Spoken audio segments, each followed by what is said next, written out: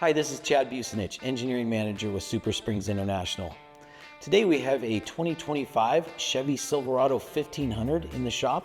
We're going to be installing our SSA57 SuperSpring kit. This kit comes with our SuperSprings, the mounting kit and hardware, as well as installation instructions. Okay, so the first thing we want to do is chock the front tires, then we jack the rear of the truck up in the air and place jack stands under the chassis. Then we'll remove the wheels and tires and lower the axle so that it is at full droop. Once we have the truck in the air and ready to go, we're going to start by removing the bolts that hold the roller and sleeve in place on the shackle. Set those out of the way for now, and then rotate the shackle legs back on top of the blade of the SuperSpring. Do that at both ends. And not all SuperSprings have a dedicated front and rear, but most do have a label on them that'll show which end goes toward the front and then which side faces out away from the frame. So now we're going to place the PSP8, the polyurethane mounting block, in place above the axle, and the cutout on one side needs to go inboard. Okay, so now we'll set the SuperSpring in position above the axle on top of the mounting pad. And the SuperSpring does not need to be centered directly over the axle. Whether it's 4 or 5 inches to the front, to the back, there's a lot of forgiveness there, so don't worry about having it centered directly over the axle.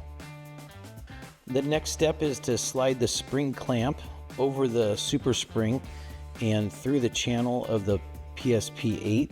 Then we're going to install the 3/8 bolt and nut. The bolt will go downward and the nut will thread on underneath. And just leave it finger tight for now, leave it loose so we can make adjustments to the spring as we need to. Now we want to attach the front shackle by rotating the shackle legs downward on either side of the factory leaf pack. We want to position the spring so that the shackle is just behind that front spring clip. Now we're going to install the steel sleeve and the roller between the legs of the shackle and attach them with the 1/2-inch bolt. Our shackles typically have multiple holes for different preload adjustments. We're going to start with the middle hole, and once the truck is on the ground later, if we decide that we want to preload the spring more to add more lift, or we want to reduce it to add less lift, that can be done easily down the road. Now we're going to attach the rear shackle. It's going to be placed just behind that factory leaf spring clamp. So we'll rotate the shackle legs down on either side of the factory spring pack.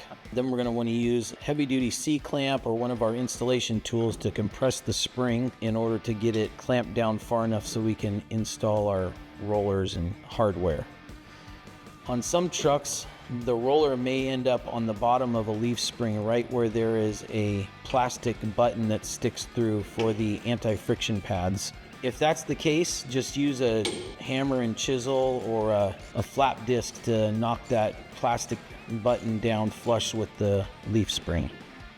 Now we're going to install the roller sleeve along with the bolt into the shackle. We'll use the center hole again, and then if we decide later that we want more preload or less preload, we can move that up or down depending on how we want to adjust it. Now that the spring is installed and we have it adjusted to where we need it to, we're going to go ahead and tighten the roller bolts on the front and rear shackles, and then we'll tighten up the center spring clamp. And that completes our installation of the SSA57 SuperSpring kit on this 2025 Chevy 1500 Silverado.